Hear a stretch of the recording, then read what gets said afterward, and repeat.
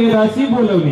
तिला सांगत होतो म्या बोलविल्या वेद बोले, तुझी आसक्तीने वेदाशी बोलणे, सूर्याशी चालणे तुझिया बळे, ऐसा तू समर्थ ब्रह्मांडाचा धनी. या ब्रह्मांड विश्वावरती सत्ता कुणाची आहे? त्या परमात्म्याची. महाराज एका ठिकाणी म्हणतात, जेने हे विश्व